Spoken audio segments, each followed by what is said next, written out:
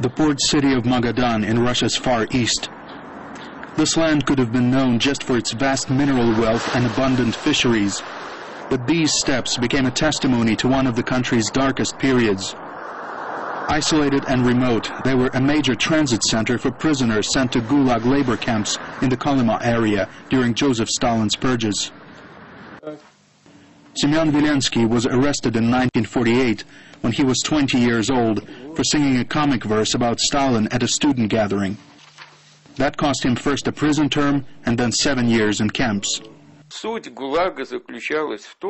The point of the Gulag was that there was no need for any indictment. Back then, hundreds of thousands of people were arrested, even for insignificant crimes like minor theft.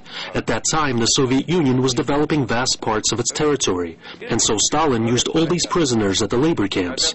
But our country paid too big a price. Russia could have had a population of over 400 million by now, if it hadn't been for that wonderful manager and his associates. From 1930 to 1954, forced labor was an essential part of the Soviet economic system. The timber and gold it yielded were important export commodities, and Kolyma's abundant resources seemed tailor-made to serve this goal. The so-called Far North Construction Trust was created to manage the exploitation of the area, but the conditions were rough. The harsh climate and brutal treatment forced many to an early grave. Vilensky says the great suffering of this region wasn't discovered till after Stalin's death. The people that started Kolyma were executioners, and since Kolyma was created as a trust of sorts, it wasn't overseen by any government bodies or committees. The head of the trust was the absolute ruler of these camps and its prisoners. When Soviet prosecution bodies first appeared in the region in 1953 after Stalin's death, they were horrified at the amount of crimes and deaths in Kolyma. This monument perched on a hill above Magadan is called the Mask of Sorrow.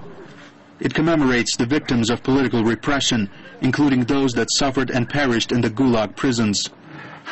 All in all, around 3 million people lost their lives in the Kolyma camps.